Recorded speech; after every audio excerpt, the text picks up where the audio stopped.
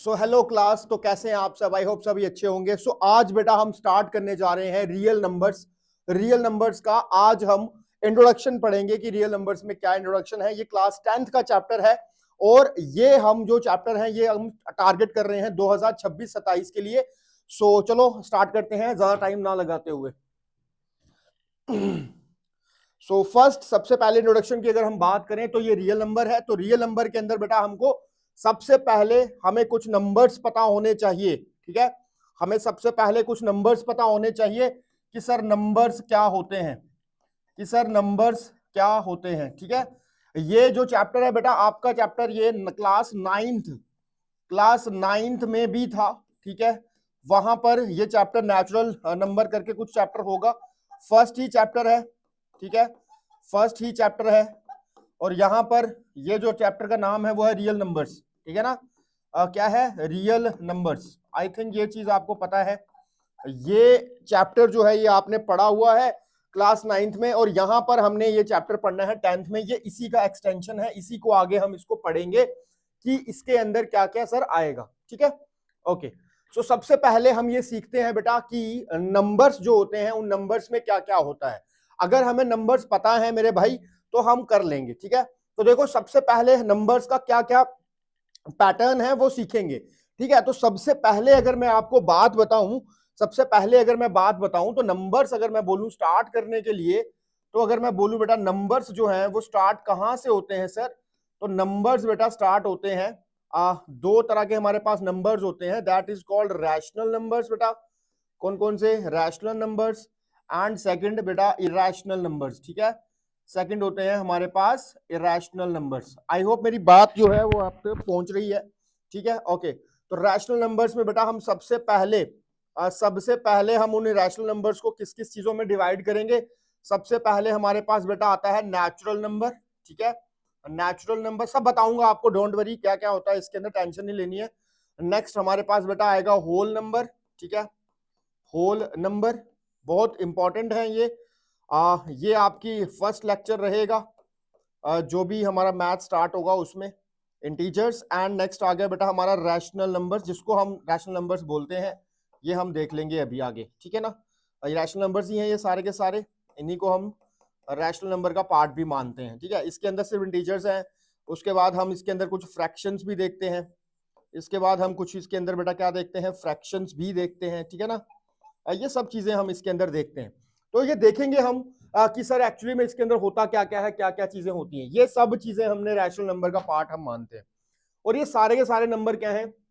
ये सारे के सारे नंबर सर रियल नंबर्स होते हैं। ठीक है, ये सारे के सारे नंबर्स रियल नंबर्स होते हैं।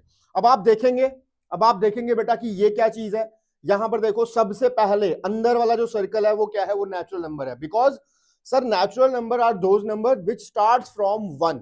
ठीक है, जो 1 से स्टार्ट हो रहे हैं, 1 2 3 4 5। जो छोटे बच्चों को जब पहली बार बेटा मैथ सिखाया जाता है या 1 2 सिखाया जाता है तो उनको नेचुरल नंबर सिखाए जाते हैं। तो कभी भी छोटे बच्चे को जीरो नहीं पढ़ा जाता शुरू से ही, है ना? तो बेटा ये 0 है, फिर 1 है, फिर 2 है, ऐसा नहीं होता। तो 1 से स्टार्ट करते हैं, जो 1 से स्टार्ट होते हैं उनको बेटा नेचुरल नंबर्स बोला जाता है। और कहां तक है सर? इन्फिनिटी तक। ठीक है, जहां तक भी जा सकते हैं। फिर उसके बाद सर उससे बड़ा कोई नंबर अगर आता है तो वो आता है बेटा होल नंबर। होल नंबर उससे बड़ा क्यों हो गया? बिकॉज उसके अंदर एक रेंज बढ़ गई। रेंज बढ़ गई मतलब सर 1 से लेकर तो यहां पर भी है, बट एक नंबर एक्स्ट्रा आ गया सर, इसके अंदर एक नंबर एक्स्ट्रा आ गया है। इसी वजह से जो होल नंबर है मेरे भाई वो होल नंबर इससे बड़ा हो जाएगा। क्लियर है? यहां तक क्लियर है? इसीलिए ये जो होल नंबर वाला पार्ट है वो नेचुरल नंबर से ज्यादा हो गया। चलो ठीक है सर, समझ आ गई। सर आगे आते हैं तो इंटीजर्स की बात करते हैं। सर इंटीजर्स क्या चीज होते हैं? सर इंटीजर्स और रियल नंबर में कोई फर्क है क्या? देखो यहाँ पे बताता हूँ, रियल नंबर बोल रहा हूँ, सॉरी, इंटीजर्स में क्या फर्क होता है सर? इंटीजर्स की अगर मैं बात करूं, हमने अभी पढ़ा कि नेचुरल नंबर कौन से होते हैं। सर नेचुरल नंबर की आपने अभी बात बताई, जो सर 1 से स्टार्ट हो। कहां से बेटा? 1 से स्टार्ट हो सर। जो भी 1 से स्टार्ट होते हैं उनको हम नेचुरल नंबर बोलते हैं। फिर उसके बाद आपने बताया कि सर होल नंबर भी कुछ होता है। क्या होता है बेटा? होल नंबर भी होता है, होल नंबर।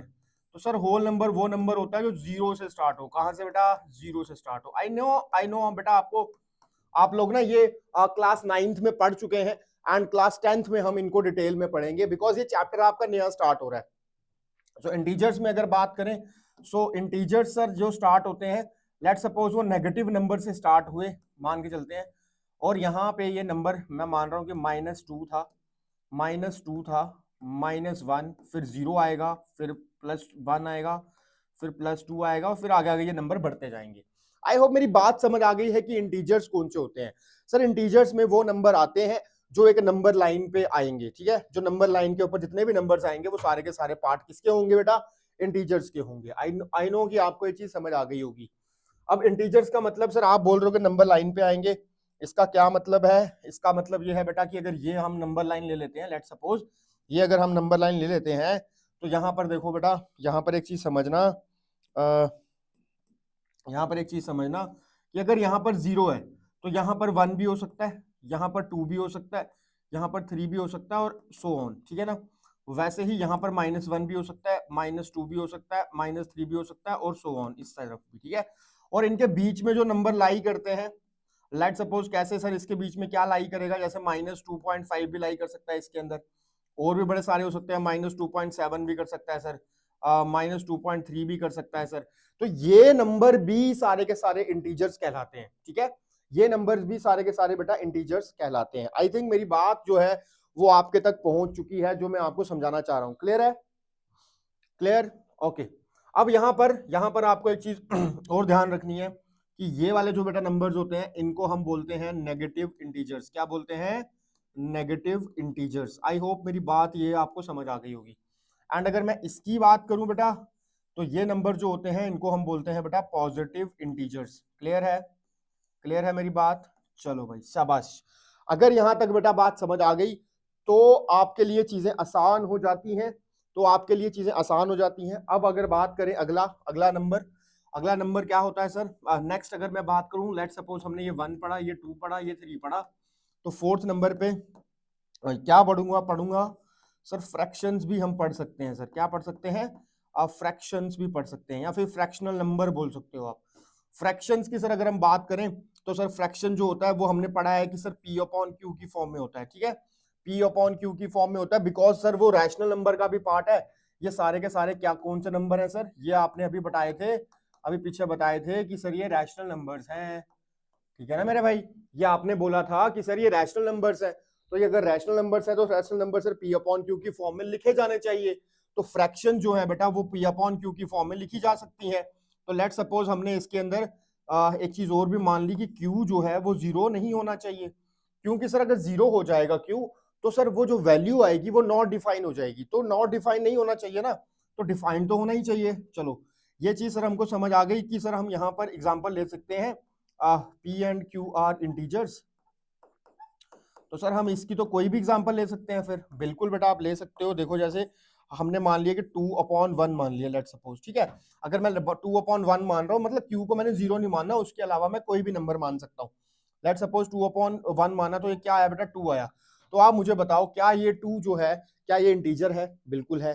क्या ये होल नंबर है? बिल्कुल है। क्या ये नेचुरल नंबर है? बिल्कुल है। सर ये चीज तो बड़ी जबरदस्त थी, ये तो समझ आ गई हमको। ओके सर, सर कोई और एग्जाम्पल भी लेके बता दो। क्या हम कोई और एग्जाम्पल लेके ले सकते हैं क्या? बिल्कुल ले सकते हैं। लेट सपोज कि हमने नंबर लिया 1/2। छोटा नंबर ले रहा हूँ ताकि आपको चीजें समझा पाऊँ। और 1/2, अगर मैं 1/2 लेता हूँ तो देखो सर क्यू क्या ये इस इक्वेशन को सेटिस्फाई कर रहा है? बिल्कुल सर ये इस इक्वेशन को सेटिस्फाई कर रहा है, ठीक है। अगर कर रहा है तो दैट्स इट। तो इसका मतलब अगर मैं इसको सॉल्व कर भी दूं तो वो आएगा सर 0.5।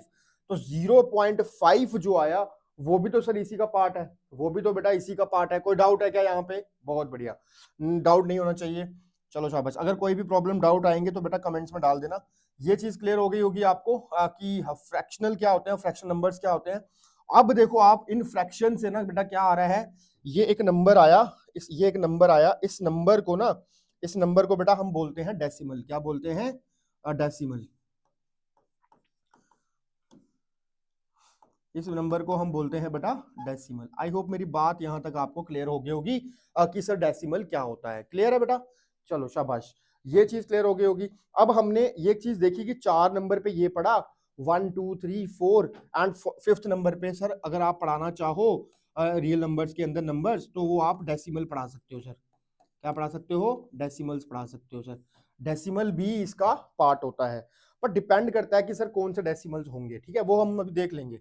यहाँ पर देखो क्या इंटीजर्स के अंदर ये वैल्यूज आ रही हैं, इंटीजर्स के अंदर ये वैल्यूज आ रही हैं, तो आप देख रहे होंगे सर यहाँ पर अंडर रूट 49 भी है। अंडर रूट वाली वैल्यू भी सर क्या रैशनल होती है? बिल्कुल होती है। मैं आपको ये सब समझाऊंगा, डोंट वरी, टेंशन मत लो। अगर आप क्लास ध्यान से पढ़ोगे तो आपका काम जरूर अच्छे से होगा, टेंशन नहीं लेनी है। ये चीज क्लियर हो रही है। अब आपको ये नंबर मैंने सिखा दिया, ये भी मैंने आपको सिखा दिया, ये भी मैंने आपको सिखा दिया, और ये भी मैंने आपको सिखा दिया। सर ये सारे के सारे पार्ट इंटीजर्स के हैं, ठीक है सर।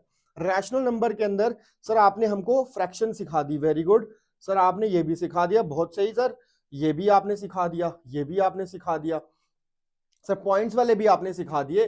पर यहां पर हमको ये फिर भी कुछ ना कुछ सीखने को अभी भी मिलेगा, क्योंकि ये चीजें जो है ये आपको एग्जैक्टली मैं नहीं सिखा पाया हूं अभी, अब सिखाऊंगा मगर, ठीक है ना, अभी हम वहां तक पहुंचे ही नहीं है। जब हम वहां पहुंचेंगे तो समझ आ जाएगी हमको। क्लियर है? क्या आपको रैशनल नंबर वाला चार्ट जो है वो समझ आया अच्छे से? अच्छा, फिर हम यहाँ पे आएंगे सर, यहाँ पे और यहाँ पे वाले में क्या फर्क है ये हमको बता दो।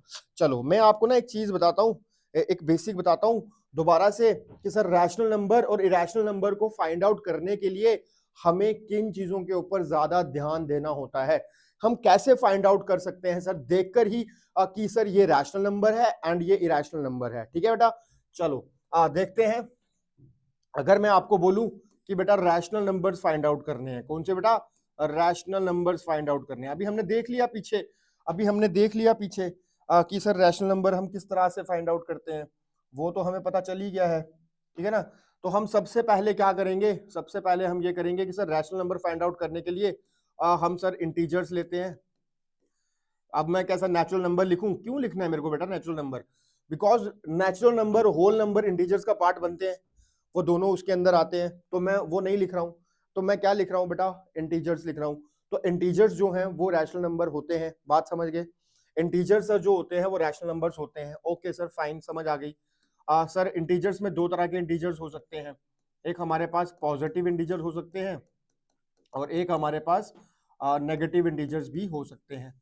एक पॉजिटिव इंटीजर्स भी हो सकते हैं बेटा, और हमारे पास नेगेटिव इंटीजर्स भी हो सकते हैं। मेरे हिसाब से आपको यहाँ तक बहुत अच्छे से बेटा क्लियर हो गया होगा, ठीक है। चलो सेकंड पे बात करते हैं फिर। अगर आपको सेकंड की अगर मैं बात करूं रैशनल नंबर फाइंड आउट करने की, तो वो हमारी क्या होगी कि सर हमारे पास जो नंबर्स होते हैं वो नंबर्स हमारे पास होने चाहिए रैशनल नंबर्स लाइक टर्मिनेटिंग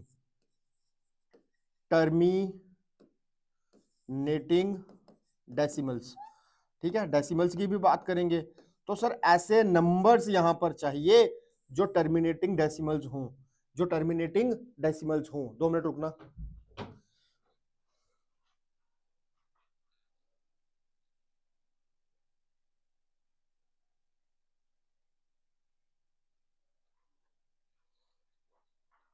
हाँ, तो हम यहाँ पर क्या पढ़ रहे हैं, ठीक है, तो ये इंटीजर्स आपको समझ आ गए होंगे बेटा। टर्मिनेटिंग डेसिमल्स भी मैंने आपको समझा दिया कि सर टर्मिनेटिंग डेसिमल्स कौन से हो गए? सर ऐसे डेसिमल्स जो टर्मिनेट हो जाएं, जैसे कि सर एग्जांपल अगर ले ली जाए, तो लाइक 0.2, ठीक है, 0.5, 1.10, ठीक है, 10.6 एक्सेट्रा, ये जितने भी सारे नंबर्स हैं बेटा, आप देखोगे कि एक तो ये डेसिमल्स हैं, सारे के सारे डेसिमल्स हैं, एंड उसके बाद ये सारे के सारे टर्मिनेट भी हो रहे हैं। टर्मिनेट मतलब सर 2 के बाद कुछ और नहीं आया, 5 के बाद कुछ और नहीं आया, 10 के बाद कुछ और नहीं आया, रुक गया है। अगर रुक गया है तो वो टर्मिनेटिंग डेसिमल होता है, ठीक है। बहुत बढ़िया बेटा, दो चीजों से हमें पता चल गया कि रैशनल है।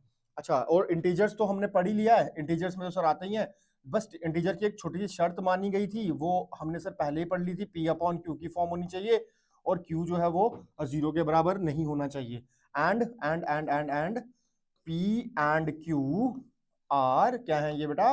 Are integers. वेरी गुड, शाबाश, ये आपको समझ आ गई है, शाबाश बेटा। चलो ये चीज आपको क्लियर हो गई। एंड थर्ड के ऊपर अगर हम आ जाते हैं, अगर हम थर्ड पे आ जाते हैं बेटा, तो थर्ड जो है हमारा वो होगा टर्मिनेटिंग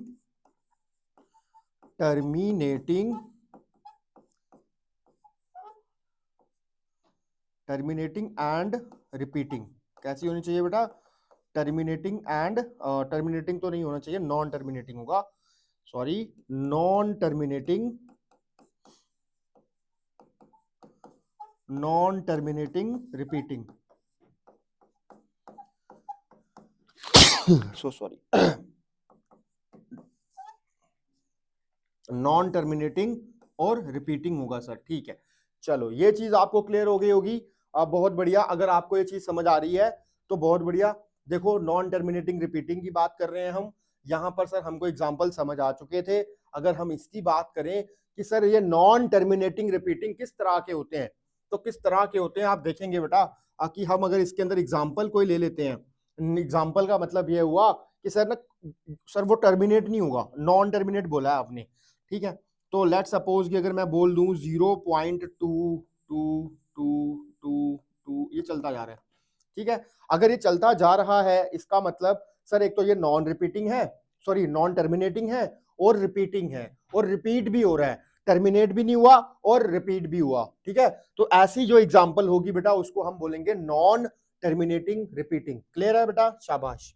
नेक्स्ट अगर कोई एग्जांपल मैं आपको बता दूं तो लेट सपोज 62.33443344, ये आपको दिख रहा होगा कि सर ये टर्म ना, ये तो रिपीट नहीं हुई सर, 3344 आया था, लेकिन आप आगे देखोगे बेटा आगे भी वो चीज रिपीट हो रही है। तो मतलब ऐसा नहीं है कि वो नंबर फर्स्ट के बाद ही रिपीट होने स्टार्ट हो जाए, रिपीट वो कभी भी हो सकता है, 2 डिजिट के बाद, 3 के बाद, 4 के बाद, अगर वो सेम डिजिट्स आते हैं दोबारा से, अगर रिपीट हो रहे हैं तो वो किसका पार्ट होंगे, वो रैशनल नंबर का पार्ट होंगे। आई होप मेरी बात जो है वो आपके तक क्लियरली पहुंच चुकी है। बहुत अच्छे बेटा। चलो नेक्स्ट बात करते हैं। अगर मैं नेक्स्ट बात करूं तो यही यही सिर्फ यही 2-3 तरीके हैं जिससे आप रैशनल नंबर्स को डायरेक्टली देखकर बता सकते हो कि ये सर जो नंबर आपने बताया ये रैशनल नंबर है। अब अगर आप बात करते हैं किसकी, अगर अब आप बात करते हैं बेटा किसकी, इरेशनल नंबर की, कि सर इरेशनल नंबर कैसे फाइंड किए जाएंगे,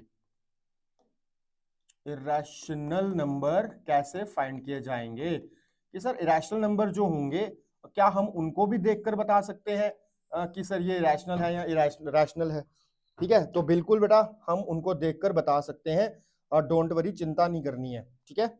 ओके, आप देखो irrational numbers are those numbers जो कि हम इंटीजर्स तो हैं, वो इंटीजर्स होंगे क्या वो, सर देख लेते हैं।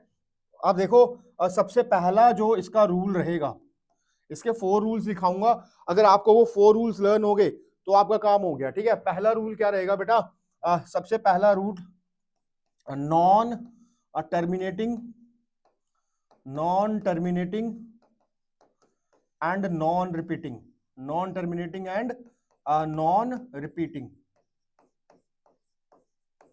Non terminating and non repeating, ठीक है बेटा। ये आपको शायद ये चीज समझ आनी चाहिए, अगर मेरी बात समझ आई है तो बहुत अच्छी बात है।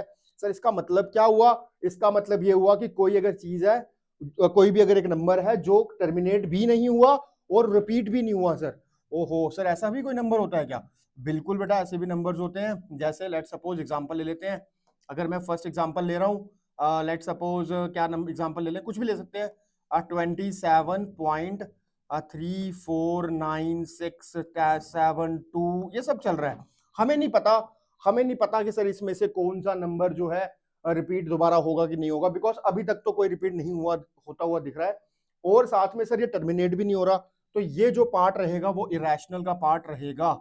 चलो सर ये तो समझ आ गया।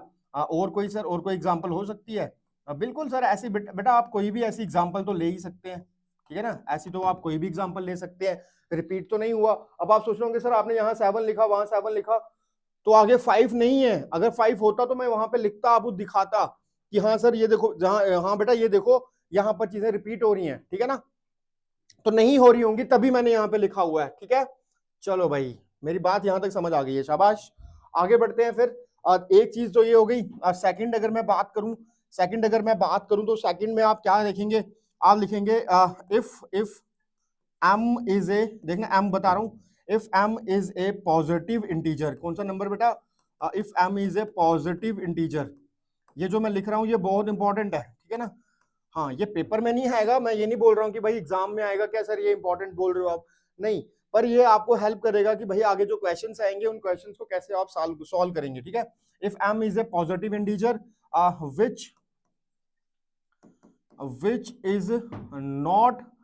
which is not a perfect square क्या है बेटा, वो एक परफेक्ट स्क्वायर नहीं है, which is not a perfect square, which is not a perfect square, then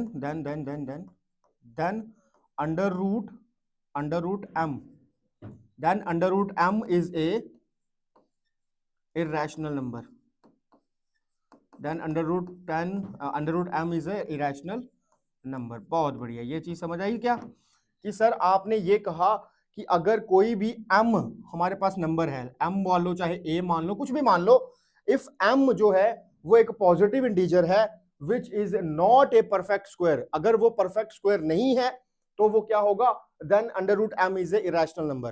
तो मतलब सर क्या हम ये इसकी एग्जांपल मान सकते हैं, क्या हम ये इसकी एग्जांपल मान सकते हैं? फर्स्ट एग्जांपल हम मानते हैं सर अंडर रूट 2। क्या अंडर रूट 2 को हम रैशनल मान सकते हैं? नहीं मान सकते सर। क्यों? क्यों? बिकॉज बेटा 2 का परफेक्ट स्क्वायर तो होता ही नहीं है, कुछ 2 का परफेक्ट स्क्वायर होता ही नहीं है, बिकॉज सर पॉइंट में नंबर कुछ आएंगे, और जो पॉइंट में डेसिमल में नंबर आएंगे बेटा वो कैसे होंगे, वो नॉन टर्मिनेटिंग नॉन रिपीटिंग होंगे, इसीलिए मैं यहां पर ये चीज बता रहा हूं। क्लियर है? बहुत बढ़िया। अगर मैं आपको बताऊं कि बेटा परफेक्ट स्क्वायर्स कौन से होते हैं, अगर मैं डिस्कस करूं आपके साथ कि सर परफेक्ट स्क्वायर कौन से होते हैं वो भी बता दो, तो मैं यहां पर कुछ साइड पर लिख देता हूं, ठीक है। परफेक्ट स्क्वायर्स कौन से होते हैं वो मैं यहां पर लिख देता हूं। अगर मैं आपको बताऊं परफेक्ट स्क्वायर कौन से हैं, तो ये मुझे पता है कि आपको पता है, जैसे कि 1 4 9 16 है ना, हाँ 25 36 बहुत सारे हैं, 49 49 हो गया, और कौन होगा 64, ठीक है ना, 81 बहुत सारे हैं, 81 के बाद आप 100 भी मान सकते हो, क्यों 10 का है ये 100, बहुत सारे हैं ना, ऐसे बहुत सारे होते हैं। ये जो नंबर्स हैं बेटा ये है परफेक्ट स्क्वायर्स। सर मतलब अगर 4 का मैं अंडर रूट लेता तो वो 2 आता, ठीक है ना, अगर मैं 9 का अंडर रूट लेता तो वो 3 आता, अगर मैं 16 का अंडर रूट लेता तो वो 4 आता, लेकिन अंडर रूट 2 लूंगा तो क्या आएगा सर, कुछ समथिंग पॉइंट में कुछ वैल्यू आएगी। तो इसका मतलब सर ये जो है ये परफेक्ट स्क्वायर तो नहीं है सर, ये चीज समझ आ गई। तो मतलब सर ऐसे तो सर फिर अंडर रूट 3 भी नहीं है, बिल्कुल सही बोल रहे हो। ऐसे तो सर अंडर रूट 5 भी नहीं है, बिल्कुल बोल रहे हो। ऐसे तो सर अंडर रूट 7 भी नहीं है, ऐसे तो सर अंडर रूट 8 भी नहीं है, बिल्कुल बिल्कुल बेटा आप समझ गए मेरी बात, बहुत अच्छे बहुत अच्छे, ठीक है। अब हमको सर समझ आने लग गया है कि इरेशनल नंबर जो होते हैं वो कौन से होते हैं, ठीक है। चलो भाई शाबाश, आगे बात करते हैं फिर थर्ड वाला। थर्ड वाले की अगर मैं बात करूं तो यहां पर मैं लिखूंगा इफ एम, फिर से मैं एम लेता हूं, एम अगर मैं लेता हूं, M is a in positive integer, positive integer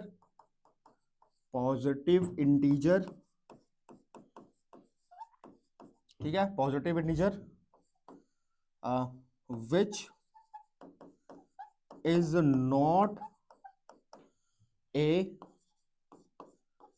which is not a perfect cube, then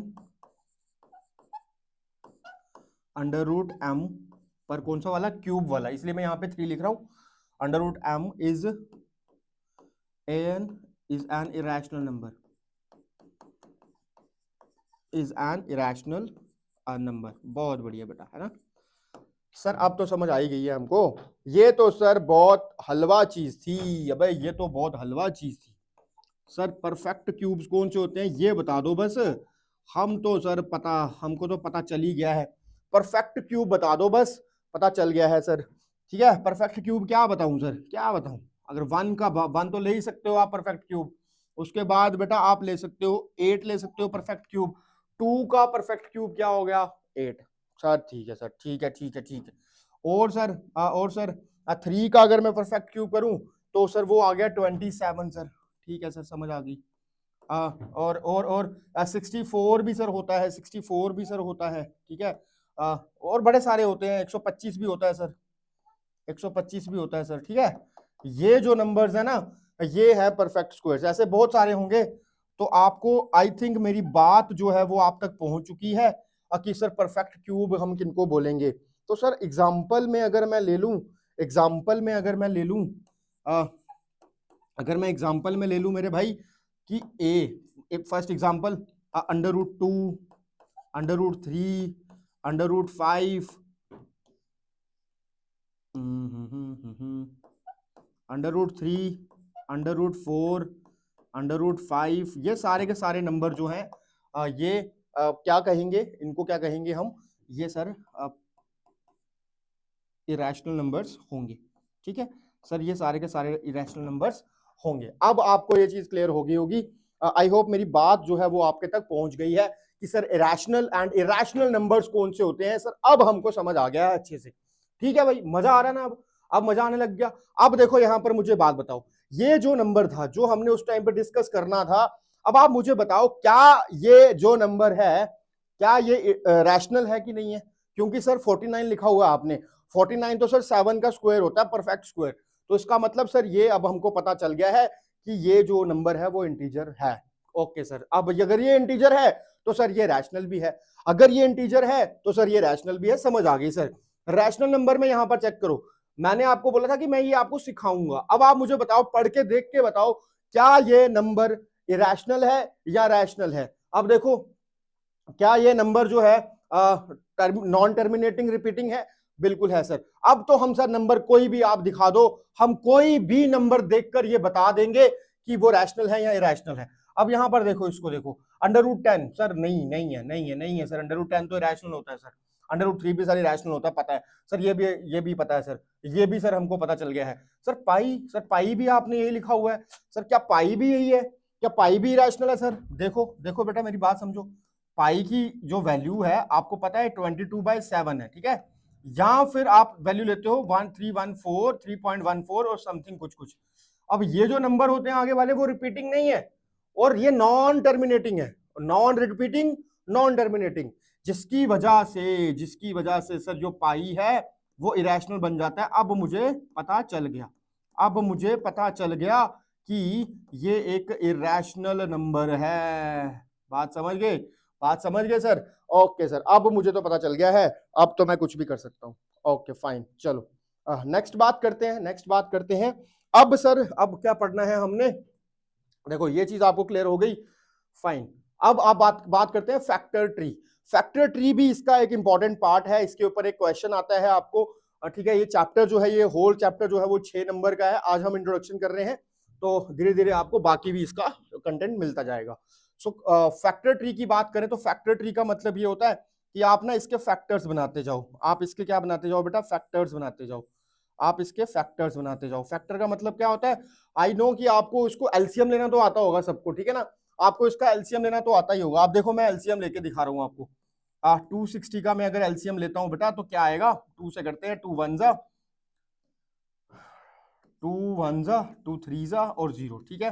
2 से करते हैं फिर से, 130 है ना ये, तो 7 जा 12, 7 जा 14 होता है, 2 6 जा 12 होता है, 2 6 जा 12 होता है, एंड 1 कैरी 10, 5 65 से जाएगा।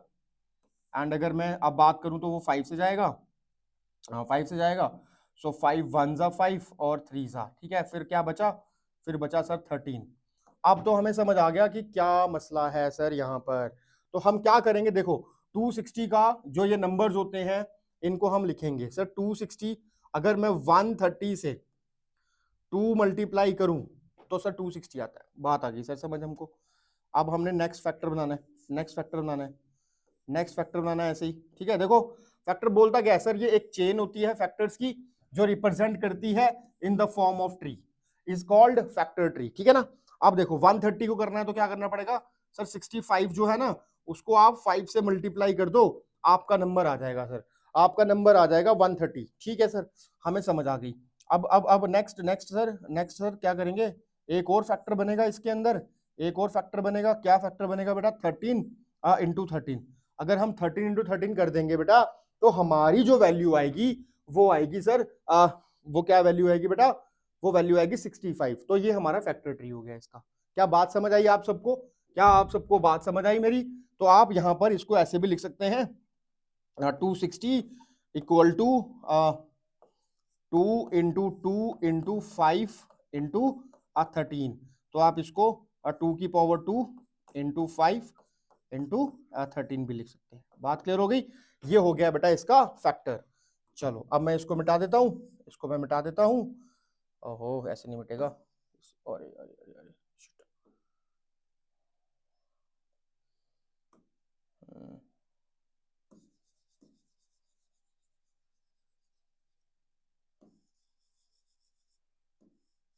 ओके ओके ओके,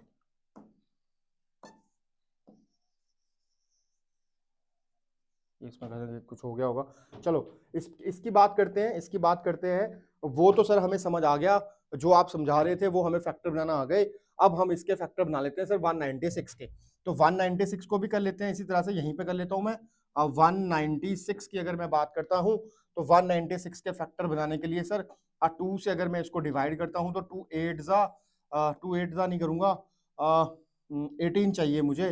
तो 2 9 18 आता है सर, 18 1 6, तो ये आ गया 98 से सर। ठीक है, ये 2 से जाएगा फिर से, 2 2 3 जा 9 है ना, 2 3 2 3 जा 6, 2 4 जा 8, 4 से जाएगा 1 18 आ गया तो 9 से आ जाएगा सर। फिर 7 से आएगा, 7 7 जा, और फिर 7 1 जा सर। ओके सर, बन गए सर फैक्टर्स। अब तो हमारे ये ट्री फैक्टर बन गया, बहुत बढ़िया बेटा। आई होप मेरी बात समझ आ गई होगी सबको, क्लियर है ना, बहुत इजी। चलो 10th क्लास इतनी मुश्किल नहीं है मेरे भाई, 10th क्लास इतनी मुश्किल नहीं है जितनी 9th थी, ठीक है ना। मुझे पता है 9th में तुम लोग थोड़ा सा टफ टफ करके आए हो, बड़ा बड़ा ऐसे सर अलग सा था, बहुत मेहनत करनी पड़ी थी। पर अब हमें उतना मेहनत नहीं करना है मेरी जान, अब हमारे लिए आसान हो गया है काम, अब हमारे लिए आसान हो गया है, आसान हो गया है, ठीक है ना। चलो भाई, मुझे पता है कि तुम लोग चीते बच्चों, शेर बच्चे हो, तुम कर लोगे, मुझे पता है तुम कर लोगे, ठीक है। ये तुम्हारे लिए आसान हो गया। चलो अब मुझे पता है कि आप लोग इसको कर लोगे, आपके लिए ये आसान है। चलो ठीक है, okay okay okay okay okay, fine fine. मैंने उसका फैक्टराइज किया तो 98 के साथ 2 आएगा, 49 के साथ 7, 7 के साथ 7, ठीक है, ओके ठीक है।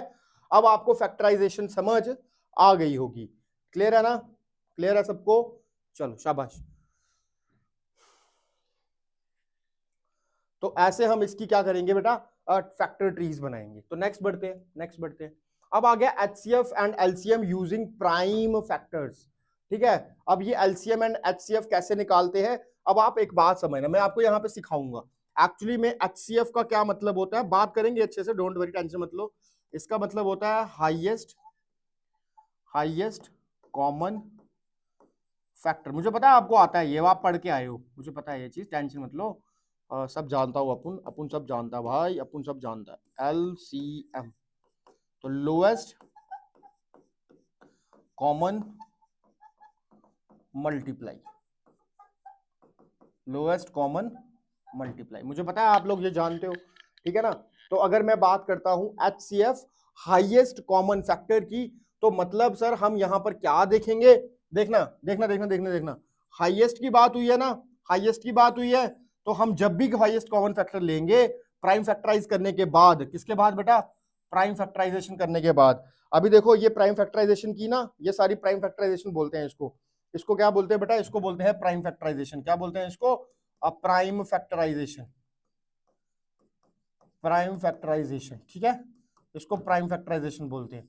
तो प्राइम फैक्टराइजेशन करने के बाद हमने क्या करना है, अगर एचसीएफ दिया है, क्या दिया है बेटा, अगर एचसीएफ दिया है हाईएस्ट कॉमन फैक्टर है, तो हम लोएस्ट वाली पावर्स उठाएंगे। कौन सी लेंगे बेटा, लोएस्ट वाली पावर्स लेंगे।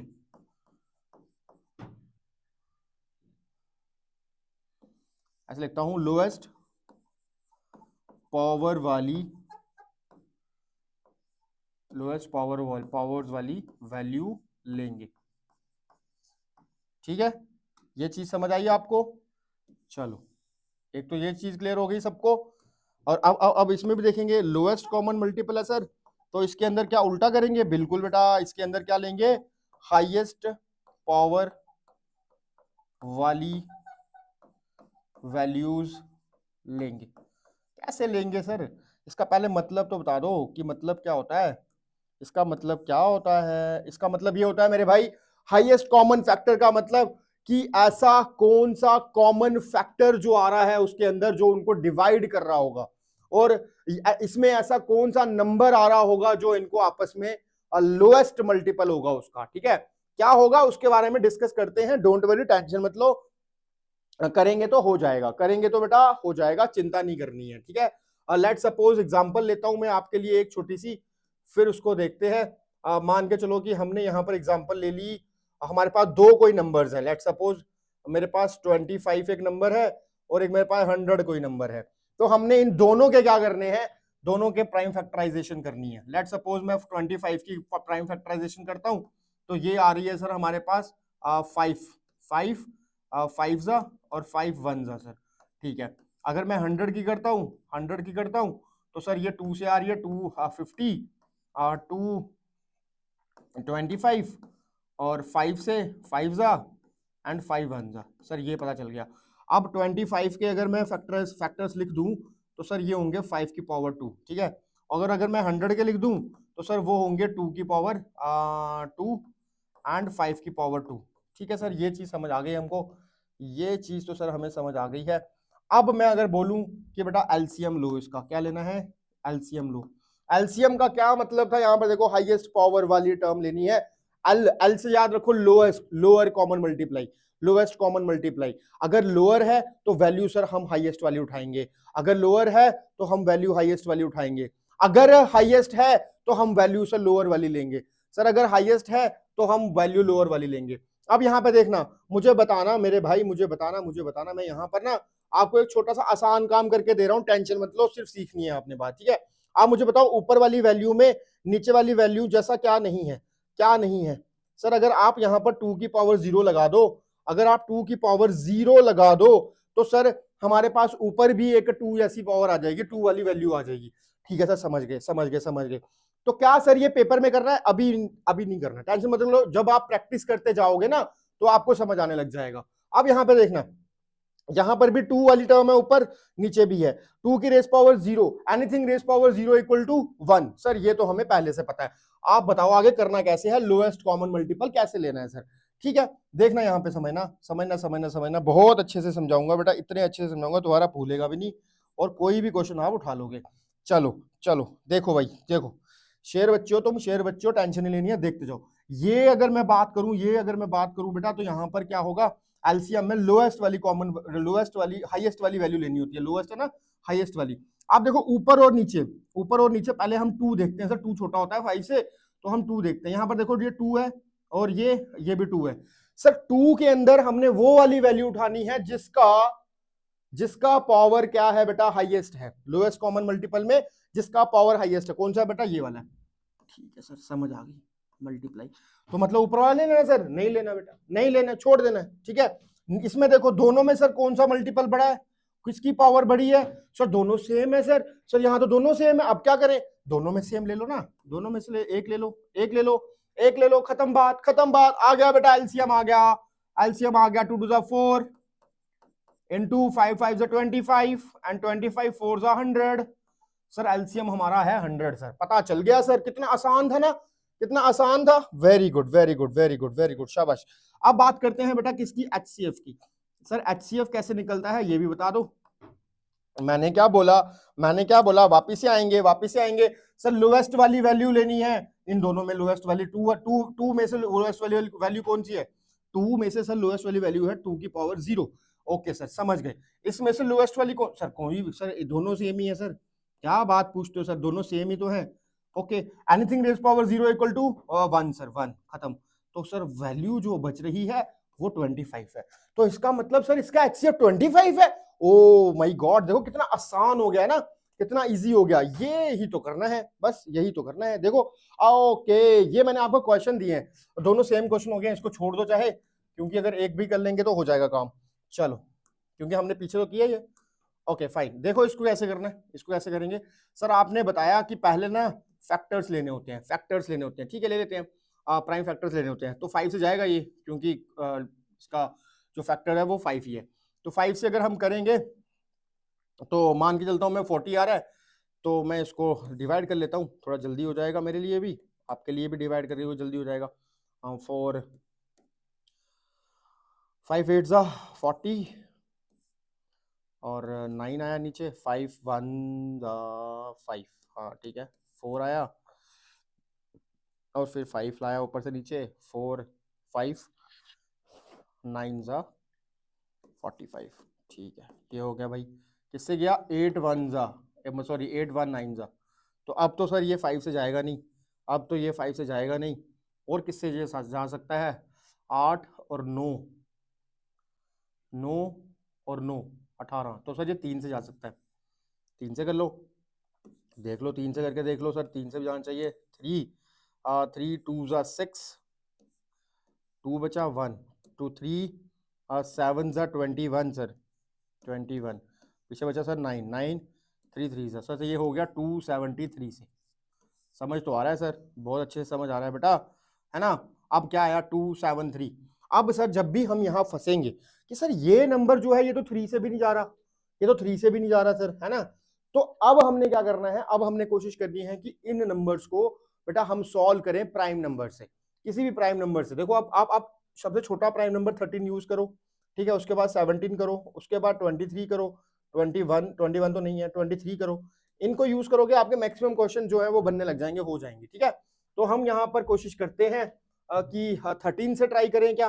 13 से ट्राई करें, हो जाएगा, हाँ 13 से शायद हो जाएगा। देखो 273, अगर मैं 13 से बेटा ट्राई करता हूँ, 13 2 जा 26, ठीक है ना। ओके 1 कैरी सर, 1 बचा, ऊपर से 3 आया सर 1 से। ओ माय गॉड सर, ये तो खत्म हो गया, ये तो सर खत्म हो गया। 10 7 3 10, 10 और 2 12। ये 3 से भी जा सकता था, 3 से भी जा सकता था, देख लेते हैं। 3 से भी जा सकता है, 13 से भी जा सकता है, उससे कोई फर्क नहीं पड़ता कि 13 से पहले करना है या 3 से पहले करना है, डजंट मैटर, डजंट मैटर, हमको सिर्फ करना है, ठीक है ना। तो 3 से भी करके देख लेते हैं। 3 9 जा 27, पीछे बचा 3 1 जा, तो ये आया बेटा 91 से। अब हम इसको अगर 13 से करें, आप तो 13 से तो करना ही पड़ेगा ना मेरे भाई, 13 से करें तो कितने साथ जाएगा? क्या ये और किसी नंबर से जा सकता है? क्या ये किसी और नंबर से जा सकता है? बिल्कुल जा सकता है, मेरे को लगता है 7 से जाएगा, 7 से। तो 7 1 जा 7, 2 21, 13 से, वेरी गुड, 7 से गया तो आ गया 13 आ गया, हाँ 13। तो 13 से आ गया तो 13 से जाएगा, 13 1 जा, खत्म सर। प्राइम फैक्टराइजेशन तो हमने कर ली सर, प्राइम फैक्टराइजेशन तो हमने कर ली। Okay okay okay fine. अब सर आप बता दो आगे कि अगर मैं इसको ऐसे लिखता हूं, इसको अगर मैं ऐसे लिखता हूं, क्या लिखूं सर? 3 की पावर स्क्वायर और 5 इंटू 7 इंटू 13, ठीक है सर। ये जो वैल्यूज लिखी आपने, ये तो इसके प्राइम फैक्टराइजेशन हो गए, ये तो आपके इसके प्राइम फैक्टराइजेशन हो गए। Okay sir fine. अगर क्या सर इसका एलसीएम एचसीएफ भी निकलता है क्या? इसका एलसीएम एचसीएफ भी निकलता है, निकाल सकते हो आप लोग इसका एलसीएम एचसीएफ भी, कोई इसके अंदर कोई इशू है नहीं है कि भाई निकलेगा कि नहीं निकलेगा। बस यहां पर मैं आपको यही बता रहा हूं कि ये जो नंबर है इसका हमको सिर्फ क्या करना है बेटा? प्राइम फैक्टराइजेशन करना है। और जब भी हम एलसीएम और एचसीएफ निकालेंगे, उस एलसीएम और एचसीएफ को कोशिश यही करेंगे कि दो नंबर्स के, कोई भी दो नंबर्स अगर दे रखे हैं उनका हम कॉमन फैक्टर निकालें। देखो ना, एलसीएम का मतलब क्या होता है? लोएस्ट कॉमन फैक्टर, ठीक है। तो कॉमन फैक्टर मतलब इन दोनों के अंदर वो कॉमन होगा तभी तो निकलेगा, बात समझ गए ना। एक नंबर में कुछ कॉमन क्या होगा? हाँ ऐसा हो सकता है कि इसमें कुछ हम ये चीज निकाल सकें कि भाई हाँ एलसीएफ या एलसीएम कुछ पूछे, तो ऐसा है नहीं। पर चलो नेक्स्ट बात करते हैं, नेक्स्ट बात करते हैं बेटा। ओके तो नेक्स्ट बात क्या करेंगे? Relationship between numbers and their HCF and LCM. Numbers की बात करें तो नंबर्स क्या कहते हैं, नंबर्स क्या कहते हैं, इनको देखेंगे। एलसीएम और एचसीएफ की बात करें तो नंबर्स क्या कहते हैं। आपके पास ना एक छोटा सा फॉर्मूला बनेगा यहाँ पर, आपके पास एक छोटा सा फॉर्मूला बेटा यहाँ पर बनेगा। वो फॉर्मूला ये होगा कि प्रोडक्ट ऑफ टू नंबर्स, कोई भी आपने नंबर ले लिए, product of two numbers, product of two numbers equal to में क्या आएगा बेटा? एलसीएम इनटू एचसीएफ, ठीक है। अब एलसीएम एंड एचसीएफ किसका होगा? अगर मैं बात करूं प्रोडक्ट ऑफ टू नंबर्स कौन है यहां पर मेरे भाई? प्रोडक्ट ऑफ टू नंबर्स है ए इंटू बी, कोई भी। लेट सपोज लेट करते हैं number A and number B, ठीक है। दो नंबर हमारे पास हैं ए और बी। तो यहां पर अगर मैं प्रोडक्ट की बात करूं तो यहां पर सर नंबर आएगा a इंटू बी, ठीक है। अब सर इनका ही यहां पर एलसीएम और एचसीएफ लेना पड़ेगा। एलसीएम किसका लेना है सर, यहां पर एलसीएम लेना है बेटा a इंटू बी का, और एचसीएफ किसका लेना है यहां पर सर, वो भी इसी का लेना है मेरे भाई, वो भी इसी का लेना है। क्लियर है, चलो भाई शाबाश। अब अगर मैं बात करूं कि product of two numbers upon, अगर मुझे किसी एक की वैल्यू फाइंड आउट करनी है तो सर मैं यहां से तो कर ही सकता हूं, है ना, तो मैं यहां से कर ही सकता हूं, ठीक है, बात समझ गए। चलो भाई शाबाश, आगे बात कर लेते हैं। एक और इसका फॉर्मूला बन जाता है ऐसे ही छोटा सा एचसीएफ के लिए भी, ठीक है। हमको अगर एलसीएम निकालना है तो सर हमारे लिए वो भी आसान है, वो भी हम यहाँ पर निकाल सकते हैं, ठीक है, वो भी हम यहाँ पर निकाल सकते हैं। चलो आई होप मेरी बात यहां तक बेटा सबको क्लियर हो गई होगी, ठीक है। ये कुछ नंबर्स के रिलेशंस हैं, ये आपको पता होने चाहिए। अगर ये आपको पता चल जाते हैं तो आपके लिए कुछ एक क्वेश्चन जो है यहां से कंपलसरी आता है, यहां से कंपलसरी एक क्वेश्चन आता है, इंपॉर्टेंट है। यहां पर सर ये प्रोडक्ट ऑफ टू नंबर कौन से होंगे, हमने अभी शुरू में एक क्वेश्चन किया था, मैं आपको बताता हूं, देखो यहां पर चेक करो, कहां गया ये क्वेश्चन, ये वाला कौन सा क्या क्वेश्चन लिया था हमने, 25 एंड 100, ठीक है। 25 एंड 100 हमने क्वेश्चन लिया था, देखना देखना देखना देखना देखना, मैं आपको कुछ बता रहा हूं, वो चीज हमने सॉल्व करी थी ना अभी पूरी प्रॉपर तरीके से। तो अब देखो उसी चीज को दोबारा करते हैं, उसी चीज को दोबारा करते हैं, पर इस मेथड से करके देखते हैं, इस मेथड से करके देखते हैं। दो नंबर है हमारे पास 25 एंड 100, ठीक है। अब ये दो नंबर है, इनका प्रोडक्ट ऑफ टू नंबर करना है। फॉर्मूला है सर हमारे पास product of two numbers equal to LCM into HCF, ठीक है, इनटू एचसीएफ। अगर सर हमारे पास इनका एक चीज कोई पता हो तो हम कर सकते हैं ना। लेट सपोज कि इसका आपको एक चीज दे रखी है, वो मान के चलोगे आपको एलसीएम दे रखा है। हमारा एलसीएम क्या आया था वो देख लेते हैं। हमारा एलसीएम आया था 100, सर हमारा एलसीएम जो है वो हमारा आया है 100, ठीक है। अब देखना प्रोडक्ट ऑफ टू नंबर्स है ना, 25 इंटू 100 अपॉन एलसीएम यहां से नीचे ले लिया मैंने, तो वो आ गया 100 इक्वल टू एचसीएफ। देख रहे हो आ गया ना, 100 से 100 कैंसिल, और एचसीएफ की सर जो वैल्यू आई है वो सर उसी के बराबर आई है जो हमने अभी पहले किया था। बहुत बढ़िया, आया बेटा समझ, समझ आ गया है ना, इजी, बहुत अच्छे। चलो आगे बढ़ते हैं फिर। देखो फाइंड, देखो आ गया क्वेश्चन, फिर से वही क्वेश्चन आ गया, find the LCM and HCF 9117 729 by using the prime factorization method. Prime factorization से करना है, प्राइम फैक्टराइजेशन से करना है सर, ये तो हमको आता है। नंबर लिख लिए हमने 9117 और 729। ओके सो सर पहले 9 को फैक्टराइज कर लेते हैं। 9 को फैक्टराइज किया हमने 3 से, तो 3 3 जा और 3 1 जा, ठीक है। फिर हमने सर 117 को किया सर, ये भी हम सर 3 से ट्राई करेंगे, 7 और 1 8, 8 और 1 9, हाँ ये हो जाएगा 3 से। अगर मैं बात करूं इसको डिवाइड करने की तो हाँ 3 से करें, 3 3 जा 9, 2 7, 39 से हो जाएगा, 39 से गया। फिर हम इसको किससे बात करेंगे, अब फिर भी हम इसको 3 से कर सकते हैं सर, 3 से कर सकते हैं, 3 1 जा और 3 3 जा 9, फिर आएगा सर ये 13 से ही। क्लियर है, यहां तक भी क्लियर हो गया सर, दो चीजें आ गई। फिर आते हैं हम 729 पे। तो अगर मैं इसको सॉल्व करना चाहूं तो 7 और 2 9 9 9 18, ये 7 3 से चला जाएगा, 3 7 729 3 से अगर करेंगे तो 3 2 जा 6, 1 12 4 जा 24 12 आ गया, और 9 बचा तो 3 से 243 से गया, 3 से, ठीक है। अगर कोई गलती ना हुई हो एक बार रीचेक कर लेते हैं, 3 2 जा 6 एंड 1 कैरी 1 1, ठीक है ओके। ये चीज हमें सर समझ आ गई है। आगे बात करो सर, तो 5 3 और 4 7, 7 और 2 9, अभी भी 3 से जा सकता है।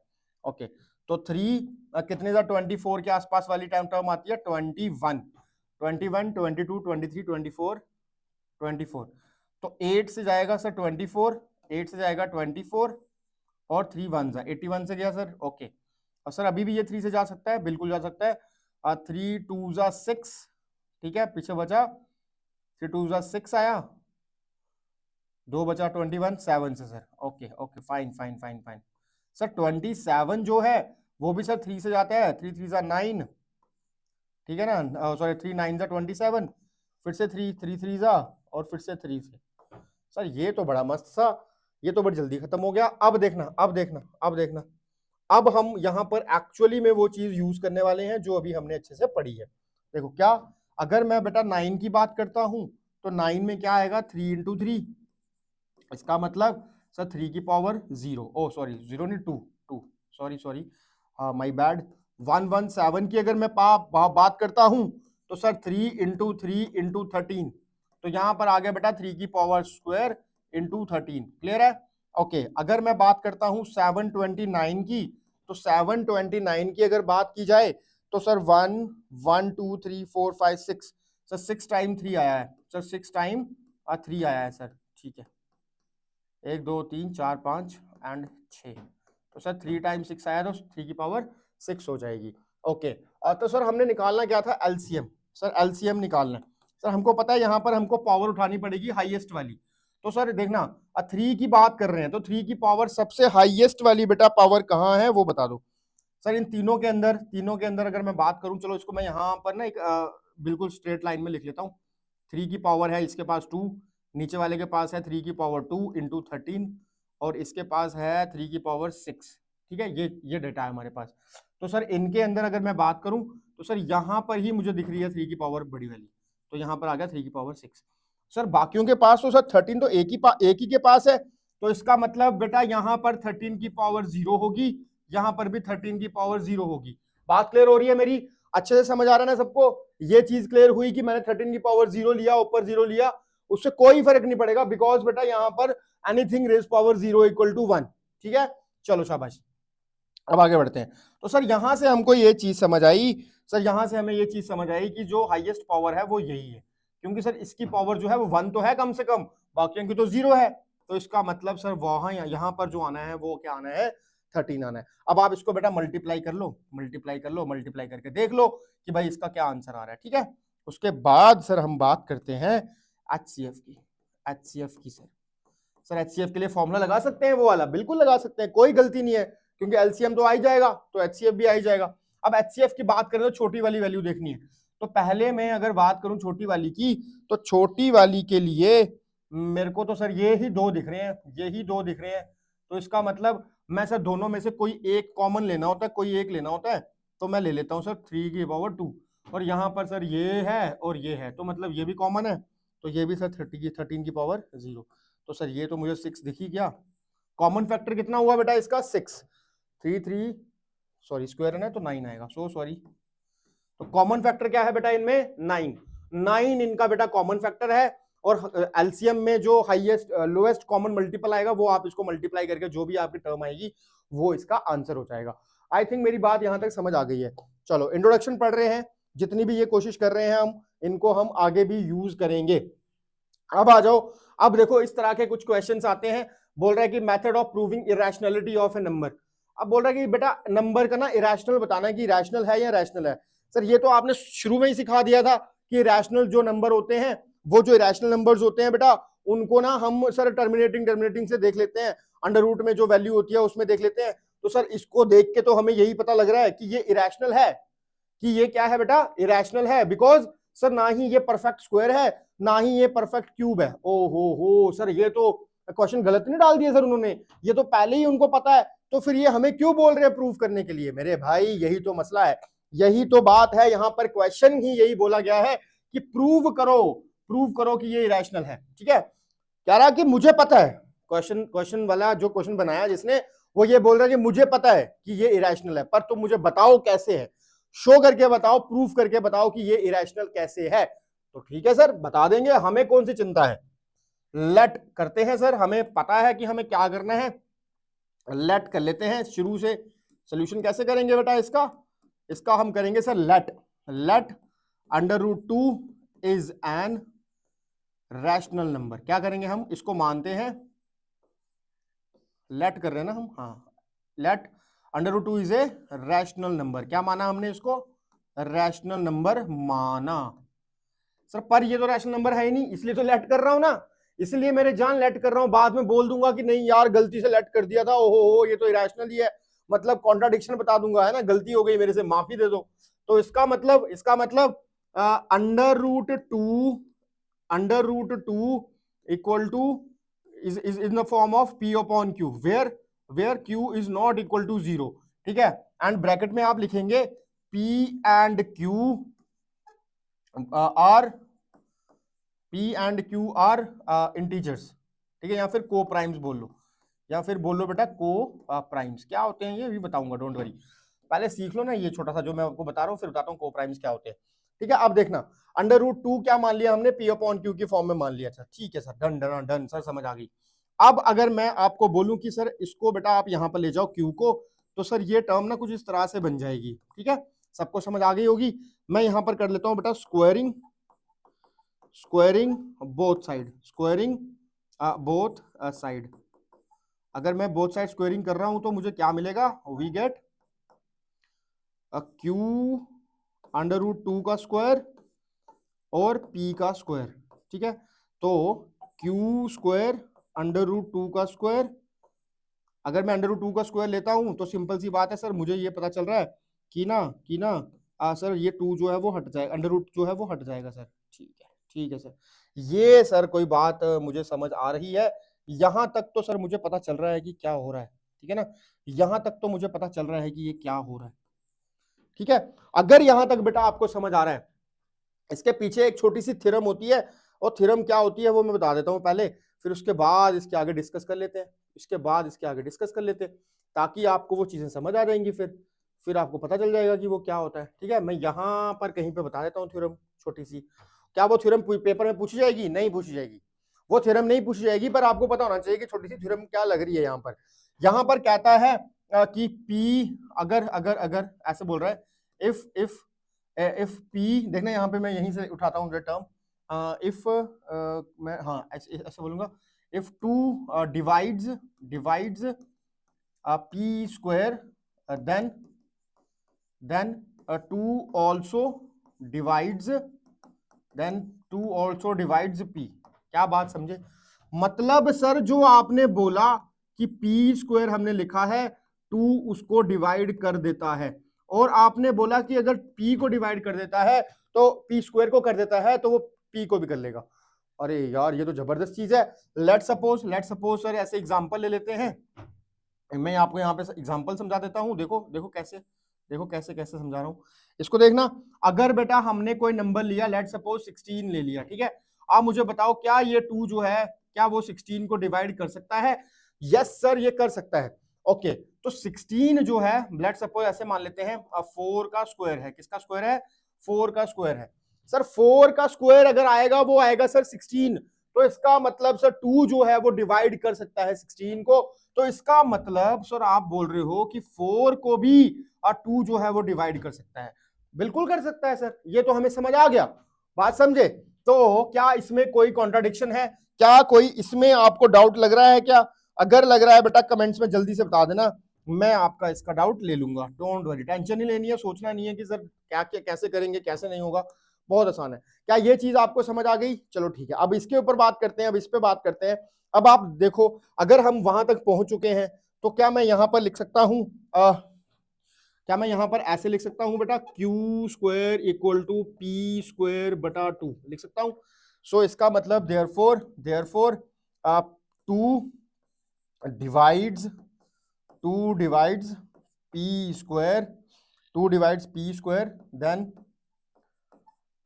2 ऑल्सो डिवाइड्स P। बात समझ गए? तो ये अगर 2 जो है बेटा वो P स्क्वायर को डिवाइड कर सकता है, तो वो P को भी डिवाइड कर सकता है। ओके सर, अब कोई बात समझिए सर। लेट सपोज अब हम क्या करते हैं सर, अब ना हम P मान लेते हैं, लेट एक और टर्म मान रहे हैं, ठीक है ना, एक और टर्म मान रहे हैं। तो P का मतलब क्या हुआ सर? P जो है हमने टर्म मानी P इक्वल टू 2C। क्या माना? कुछ भी रैंडम नंबर मान सकता हूं C की जगह पे। सर C कहां से आया? मैंने क्या बोला? लेट कर रहे हैं, लेट कर रहा हूं P इक्वल टू 2C। ठीक है, लेट कर रहा हूं बेटा P इक्वल टू 2C। मैं ये नहीं बोल रहा हूं कि भाई सर 2C जो है वो कॉमन होगा, वो गिवन होगा, नहीं, मैं बोल रहा हूं लेट करो कि 2 जो है, सॉरी जो P जो है वो 2C के बराबर है। ओके सर, मान लिया। अब आप एक काम करो, यहां पर बेटा इसको भी क्या कर लो, स्क्वायरिंग बोथ साइड कर लो। क्या कर लो? Squaring both side. We get, क्या मिलेगा सर स्क्वायर करके? सर हमें तो पता है स्क्वायर करके हमें 2, यहां पर मैं अगर लिखता हूं 4c² आएगा सर, 4c² आएगा सर, ये हमें पता है।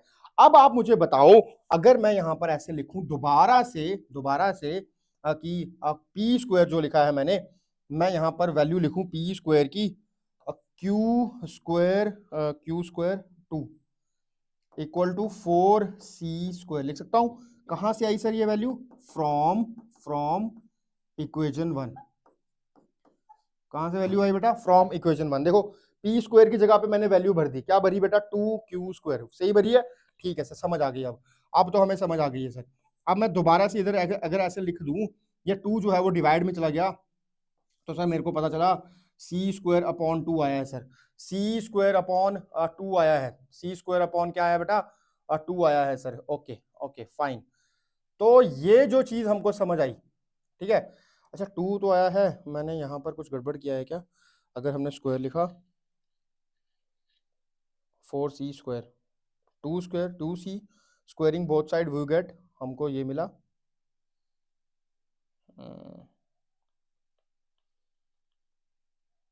और p² की जगह पे हमने भर दी वैल्यू q² 2 और 4c² है।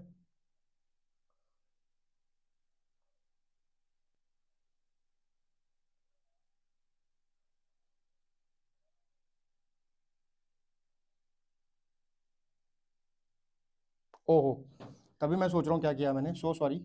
इसको देखना, इसको देखना, इसको देखना। अच्छा यहाँ पर हमने क्या किया, हमने 2 को इधर लेके जा रहा हूँ, सॉरी 4 को इधर लेके जाऊंगा। अगर मैं 4 को वहां पर लेके जाऊंगा तो यहाँ पर बचेगा 2, ठीक है। अब ठीक है, अब ठीक है। 2 यहां से कट गया, 2 1 जा 2 2 जा 4, ठीक है। सो q²/2 equal to c²। Sir ये तो बात फिर से वही बन गई, ये तो वही बात बन गई यहाँ पे जो आपने किया था।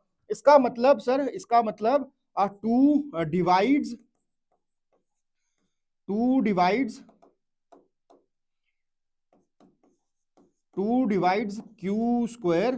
then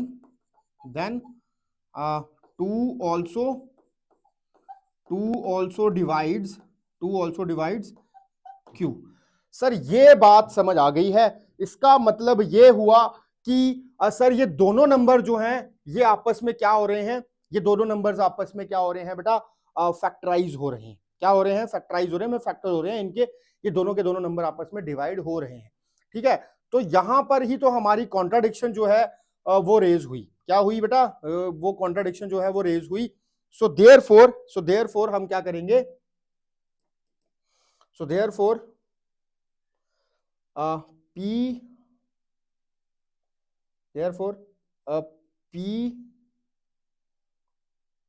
p and q has common factor is 2, ठीक है। p and q has common factor is 2। यहां तक हम कर चुके हैं। सो p and q has common factor is 2। तो सर ये तो गड़बड़ हो गई ना। तो हमने यहां पर ये डिस्कस किया था कि ये जो √2 है वो p/q की फॉर्म में कंसीडर किया जाएगा, और p और q जो होते हैं वो को प्राइम्स होते हैं। क्या होते हैं बेटा? को प्राइम्स होते हैं। सर को प्राइम्स का मतलब क्या होता है? सर जिनका फैक्टर जो होता है वो 1 आएगा, जिनका फैक्टर जो है वो 1 आएगा, कॉमनली का फैक्टर 1 आएगा, उसके अलावा कुछ नहीं आएगा। पर सर यहां तो गड़बड़ हो गई ना, यहां पर तो फैक्टर 2 आ रहा है, यहां पर तो फैक्टर 2 आ रहा है। सर ये 1 से तो डिवाइड होते ही होंगे, सर ये 1 से तो डिवाइड होते ही होंगे, पर 2 से भी हो रहे हैं, ठीक है ना। So this is wrong. क्या हो गया बेटा? इसको हम लिख लेंगे लास्ट में, दिस इज रॉन्ग, ठीक है। This is wrong, this implies over assumption is wrong, क्या हुआ? हमारी जो assumption थी बेटा, क्या हुआ? हमारी जो assumption थी वो wrong हो गई, वो गलत हो गई, and hence इसी में लिख देंगे and hence √2 is a irrational number, ठीक है सर। आ गया समझ। सर हमने यहां पर प्रूव कर लिया कि √2 सच में ही इरेशनल नंबर है सर, ठीक है ना। ये कुछ मेथड रहेगा, ये इतना इंपॉर्टेंट बेटा क्वेश्चन है इसके बेस का कि ये इस तरह के क्वेश्चन जो है हम हर बार आपको पेपर में दिखेगा। अगर आप धीरे धीरे पेपर्स को अभी हम आगे आगे डिस्कस करेंगे, जैसे जैसे हम धीरे धीरे पेपर्स को डिस्कस करेंगे, क्वेश्चंस को डिस्कस करेंगे, तो आप देखोगे कि ये ही क्वेश्चन कितनी बार पेपर में आया हुआ है, ठीक है ना। तो लेट्स सपोज, अच्छा सर ये चीजें तो हमको क्लियर हो गई हैं। अब आपने कुछ नंबर्स के बारे में बता दो, जो आप नंबर्स के बारे में बात कर रहे थे, जो आप नंबर्स के बारे में बात कर रहे थे कि ये वाला नंबर वो वाला नंबर क्या होता है सर। बात करते हैं बेटा, देखो बात करते हैं। पहले मैं नंबर्स की बात करता हूं, मैं कुछ नंबर्स की बात करता हूं आपके साथ। पहला नंबर कौन सा बेटा, मैं बात कर रहा हूं प्राइम नंबर। कौन सा नंबर बेटा, प्राइम नंबर। ये सब चीजें पता होनी चाहिए थोड़ी थोड़ी ना, क्योंकि इसके ऊपर क्वेश्चन बनते हैं बेटा। प्राइम नंबर की बात कर रहे हैं, अगर मैं प्राइम नंबर की बात करूं, just wait wait wait, okay.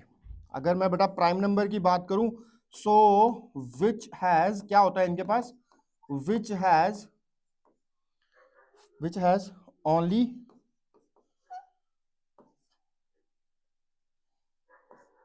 only one factor, which has factor, which has only one factor,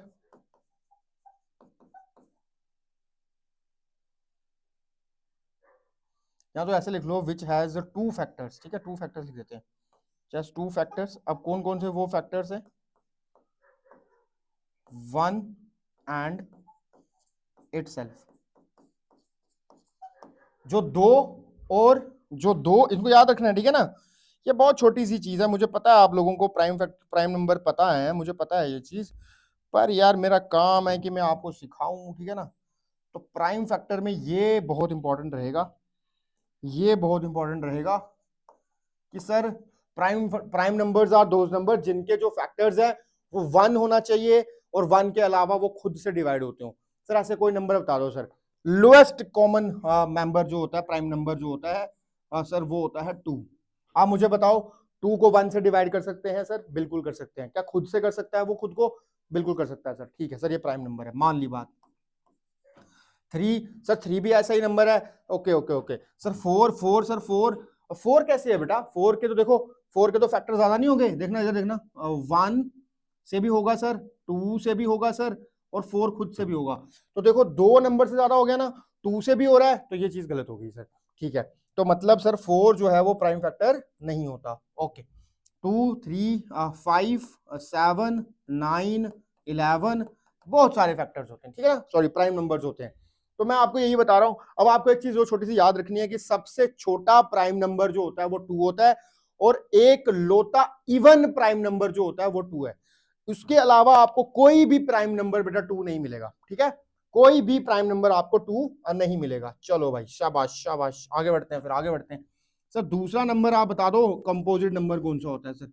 ये भी हमने देखा किताब पे लिखा हुआ है, कंपोजिट नंबर कौन सा होता है sir?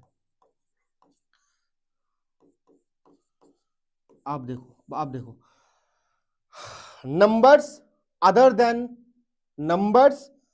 Then prime number is called composite number, ठीक है। 1 नहीं है, पर 1 नहीं है, ठीक है, 1 नहीं है, 1 को छोड़ के। मैं आपको ये शॉर्ट में बता रहा हूं, नंबर्स अदर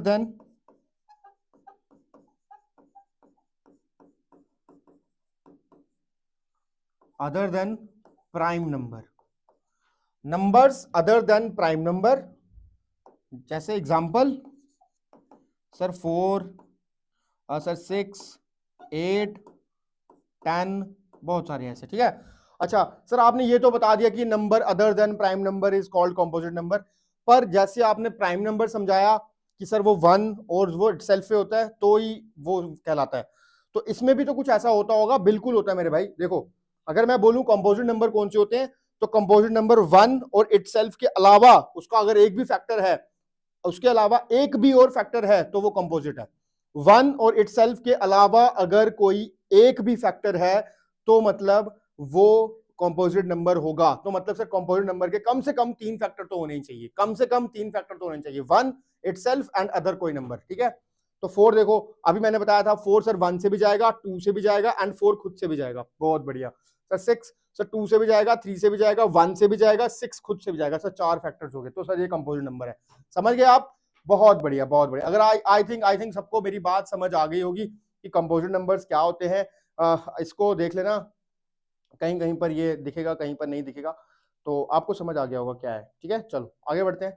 आगे बढ़ते हैं तो यहाँ पर भी एक क्वेश्चन है, इसमें भी इन्होंने यही बोला है कि भाई शो करो कि 5 जो है 5 + 2 √7 जो है वो इरेशनल नंबर है। तो बताना है कैसे करेंगे। हमको पता है सर, लेट करना होता है, हमें पता है। और लेट करेंगे हम, और 5 + 2 √7 इज ए रैशनल नंबर। सबसे पहले हम इसको रैशनल प्रूफ कर देंगे सर, रैशनल ले लेंगे सर, रैशनल नंबर ले लेंगे। अच्छा, तो फिर सर अब 5 + 2 √7 इक्वल टू सर बराबर हो गया P/Q के। सर Q जो है वो 0 के बराबर होना चाहिए, एंड 0 के बराबर नहीं होना चाहिए। P एंड Q आर बेटा को प्राइम्स। क्या होते हैं वो? को प्राइम्स होते हैं। ठीक है, आई थिंक मेरी बात समझ आ गई है। चलो भाई शाबाश। अब अगर बात आगे करें तो सर इसको हम कुछ इस तरह से लिख सकते हैं क्या? इसको हम कुछ इस तरह से लिख सकते हैं क्या? यहां पर माइनस चला जाए 5 का, और सर इसको इस तरह से कर लें क्या? सर ये तो सर हमें आता है, ये तो हमें आता है। ओके, तो अगर मैं इसको इस तरह से करूं कि √7 यहीं रहने दूं, और वो जो 2 था उसको मैं यहां ले जाऊं, लिख सकता हूं क्या? ओके सर, समझ गए सर। अब मैं यहां पर एक चीज लिखूंगा छोटी सी नीचे कि sir therefore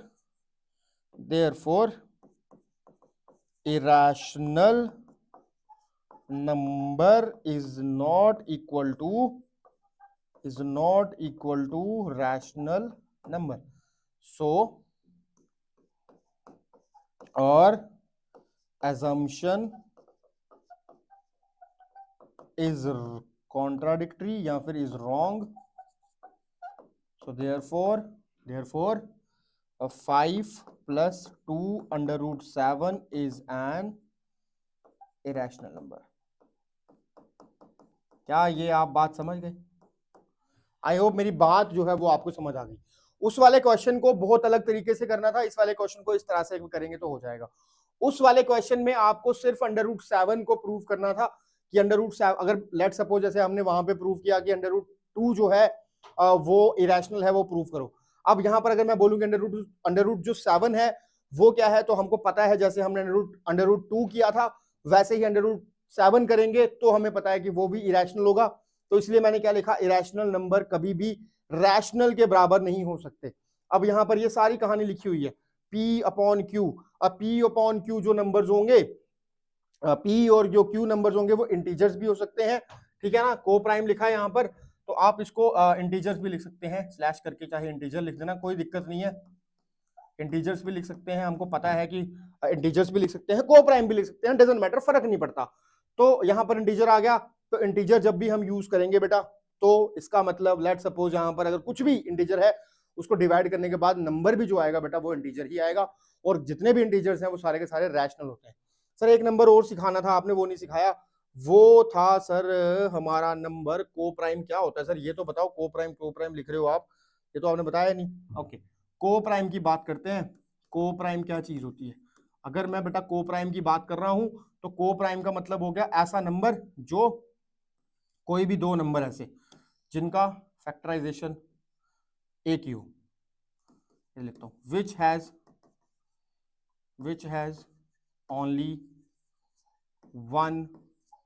has only one factor, that is क्या, कौन सा फैक्टर होगा वो, that is only one factor, that is one only। ठीक है, कौन होगा? One only. जैसे एग्जांपल ले लेते हैं 3 और 7। मुझे बताओ 3 और 7 क्या आपस में को प्राइम है? क्या इनका कोई आपस में कॉमन फैक्टर है? नहीं है सर, एक ही है सर। इन दोनों को सिर्फ एक ही नंबर डिवाइड कर सकता है, वो 1 है सर। ठीक है, ओके, ये हमें समझ आ गई सर अब। ठीक है, क्या इसके अलावा और भी हैं? बिल्कुल है। 2 और 3 ले लो। क्या 2 और 3 को कोई और नंबर डिवाइड कर सकता है क्या? नहीं कर सकता। 2 और 5 ले लो, नहीं कर सकता सर। क्या मैं सर 2 नहीं 4 और 8 ले सकता हूं क्या? 4 और 8 नहीं ले सकते सर। आप ये नहीं ले सकते। क्यों नहीं ले सकते? क्यों नहीं ले सकते? बिकॉज सर यहां पर देखो सर, ये 1 से तो होंगे ही होंगे सर, ये 2 से भी होंगे दोनों के दोनों सर, ये 4 से भी होंगे दोनों के दोनों। हाँ, ये 3 से तो हो ही रहे हैं। हमें सिर्फ एक ही फैक्टर ढूंढना है और वो फैक्टर होना चाहिए ओनली 1। ठीक है, चलो ये एक केस रहेगा जो आपको इसका ये बताएगा कि ये कोप्राइम नहीं है। क्लियर? चलो भाई, मेरी बात समझ आ गई क्या? और कुछ है? नहीं है? Okay, thank you. आज जो हमने पढ़ा वो बहुत इंपॉर्टेंट था। ठीक है, होप आपको समझ आया होगा। अगर आपको बेटा समझ आया है तो हम अगली वाली क्लासेस पे लेकर आ रहे हैं, तो फॉलो कर लो, सब्सक्राइब कर लो हमारे यूट्यूब चैनल को, ताकि आने वाली वीडियोस की नोटिफिकेशन आपको मिलती रहे। Thank you.